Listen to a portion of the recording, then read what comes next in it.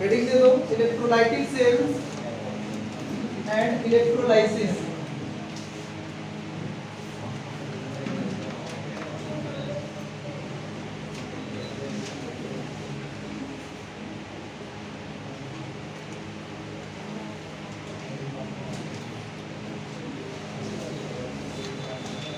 Electrolytic cell जो है electrochemical cell का रिवर्स होता है। इलेक्ट्रोकेमिकल सेल के अंदर क्या होता था? Chemical energy converted into electrical energy, है ना? तो इसमें उल्टा होगा, इसमें क्या होगा? Electrical energy converted into chemical energy. याद रखना है सबसे पहला कि जो इलेक्ट्रोलाइटिक सेल है, इलेक्ट्रोलाइटिक सेल है उसके अंदर जो इलेक्ट्रिकल एनर्जी है, electrical energy convert into chemical energy. सबसे पहला बात ये याद रखना है कि इलेक्ट्रोलाइटिक सेल के अंदर आप इलेक्ट्रिसिटी पास करोगे और आपको डिफरेंट टाइप्स के केमिकल मिलेंगे, तो उसके अंदर जो प्रोसेस होता है उसको बोलते हैं इलेक्ट्रोलाइसिस। इलेक्ट्रोलाइटिक सेल के अंदर जो प्रोसेस होता है जिसके थ्रू आपको केमिकल एनर्जी बनती है, उस प्रोसेस का नाम क्या है? इलेक्ट्रोलाइसिस। तो ये प्रोसेस जो है, process in the electrolytic cell is known as electrolysis.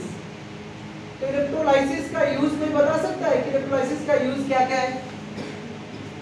Electrolysis का यूज पहला तो आपने पढ़ा था प्यूरिफिकेशन ऑफ मेटल्स।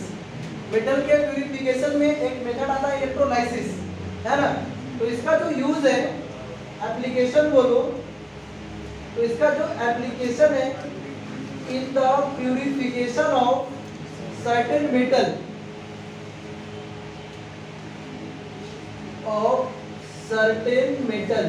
जैसे कॉपर को अगर प्यूरिफाई करना है तो कॉपर को इलेक्ट्रोलाइसिस के थ्रू प्यूरिफाई किया जाता है। जैसे एग्जांपल हो जाएगा कॉपर हो गया, जिंक हो गया, है ना? तो ये सबको इलेक्ट्रोलाइटिक सेल के थ्रू प्यूरिफाई किया जाता है। और भी इसके एप्लीकेशन है।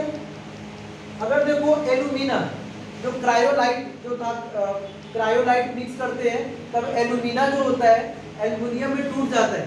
तो एल्युमिनियम अगर आपको एक्सट्रैक्शन करना है तो वहां पे भी इलेक्ट्रोलाइसिस प्रोसेस का यूज किया जाता है। तो जो एक्टिव मेटल होते हैं in the metallurgy process, metallurgy के अंदर process for extraction of metals like हो गया आपका सोडियम। अगर सोडियम को एक्सट्रैक्ट करना है तो सोडियम कहां से एक्सट्रैक्ट होगा?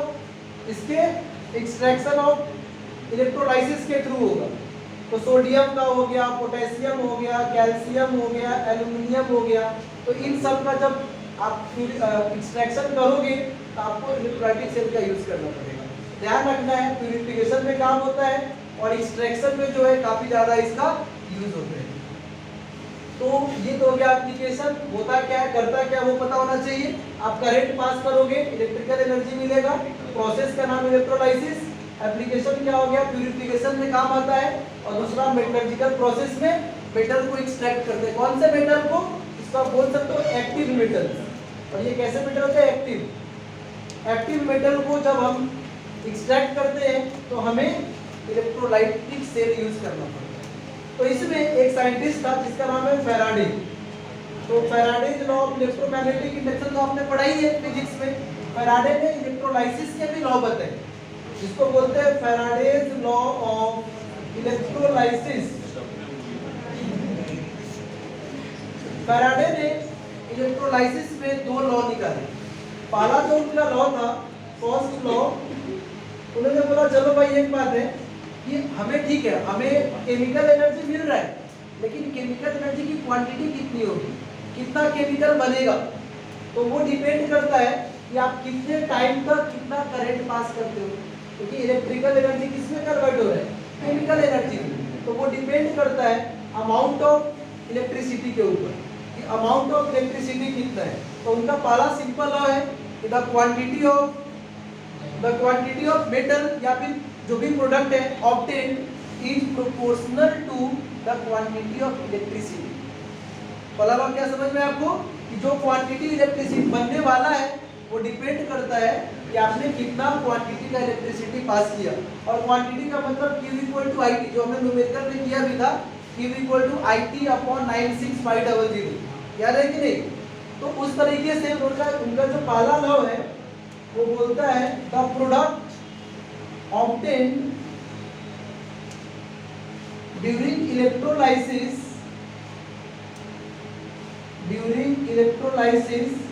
is directly proportional to quantity of electricity। Quantity बोलो या अमाउंट बोलो, बात एक ही है, क्वांटिटी ऑफ इलेक्ट्रिसिटी। इसका मतलब W जो है, W का मतलब है product obtained proportional to Q, where Q का फॉर्मूला क्या होता है? Q is equal to I into T। Q का फॉर्मूला, Q चार्ज हो गया, क्वांटिटी ऑफ इलेक्ट्रिसिटी का मतलब हो गया चार्ज, कितना चार्ज आप ले रहे हो, जितना ज्यादा चार्ज दोगे उतना ज्यादा आपको प्रोडक्ट बनेगा। तो Q का फॉर्मूला आपने पढ़ा है फिजिक्स में, करंट को टाइम से मल्टीप्लाई करो चार्ज निकलता है। लेकिन ध्यान रखना चाहिए Q जो रहेगा यहाँ पे कूलम्ब में आएगा, करंट रहेगा एम्पियर में, और T रहेगा यहाँ पे सेकेंड में। टाइम जो है हम सेकेंड में देंगे, लेकिन हमारा काम क्या है, हम लोग क्या करेंगे, फैराडे को डिफाइन करेंगे यहाँ पे। 1 फैराडे ऑफ इलेक्ट्रिसिटी क्या होते हैं, है ना? तो Q का फॉर्मूला एक तो हो गया IT, और W जो है प्रोपोर्शनल टू Q होता है। वेट जो बनेगा वो Q के प्रोपोर्शनल, ये उनका पहला लॉ का स्टेटमेंट है कि जो प्रोडक्ट बनेगा वो Q के प्रोपोर्शनल, और ये जो Q है is equal to I into T होता है। तो 1 फैराडेज ऑफ इलेक्ट्रिसिटी क्या होता है? What is 1 Faraday's of electricity? देखो इसको एक एग्जांपल समझते हैं। अगर मान लो कि सोडियम प्लस है, अगर सोडियम के ऊपर प्लस का चार्ज है, जिसमें जितना चार्ज होता है वो उतना इलेक्ट्रॉन गेन करता है।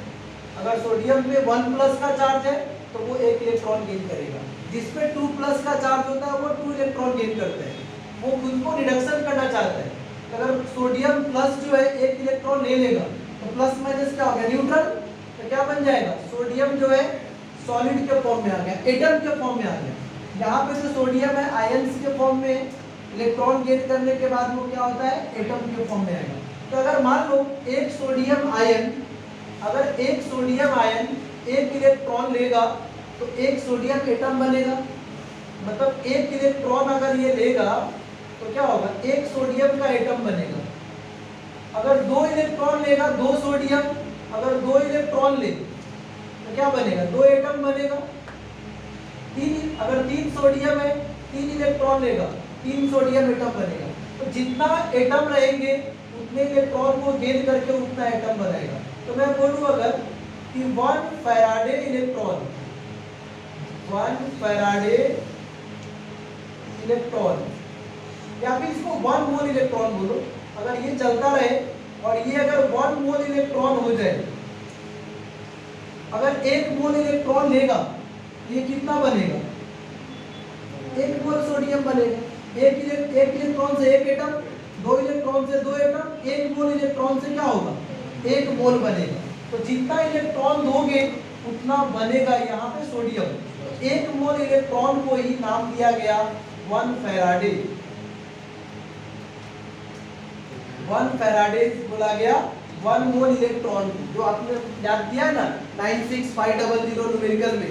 तो एक्चुअली वो 1 फैराडे होता क्या है, तो 1 फैराडे का मतलब होता है, 1 फैराडे का मीनिंग है charge on 1 mole of electron. 1 mole electron पे जो चार्ज होता है उसी को 1 फैराडे बोलते हैं। 1 मोल इलेक्ट्रॉन पे जो चार्ज है दैट इज कॉल्ड 1 फैराडे। तो 1 मोल का मतलब कितना, 6.02 into 10 to the power 23, और 1 इलेक्ट्रॉन पे चार्ज कितना होता है, 1.60, एग्जैक्ट वैल्यू होता है 1.6021 into 10 to the power -19 coulomb.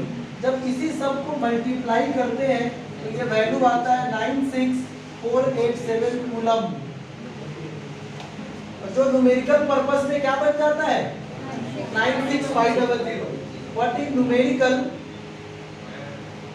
Numerical purpose, आप डायरेक्ट ये वैल्यू भी लो, कोई दिक्कत नहीं है। अगर ध्यान नहीं रहे जनरली कॉम्पिटिटिव लेवल में क्या होता है डायरेक्ट 96500 से कम चला जाता है ना। बट स्कूल वाले एग्जाम में आप ये वैल्यू भी ले सकते हो, एग्जैक्ट आंसर इससे आएगा, एग्जैक्ट आंसर इससे आता है, इससे थोड़ा रफ आंसर आता है, थोड़ा पॉइंट जो है इधर उधर रहेगा, क्योंकि तो कितने का डिफरेंस है यहाँ पे 13 का डिफरेंस है ना, तो थोड़ा सा आंसर अलग होगा। तो कॉम्पिटिटिव लेवल में आंसर का डिफरेंस ज़्यादा होता है, कोई फर्क नहीं पड़ेगा। बट स्कूल वाले एग्जाम में आप ये भी यूज कर सकते हो एकदम एग्जैक्ट रिजल्ट पाने के लिए। बात समझ में है? तो इनका पहला लॉ है, दूसरा लॉ पढ़ेंगे, पहले ये नोट करो फटाफट।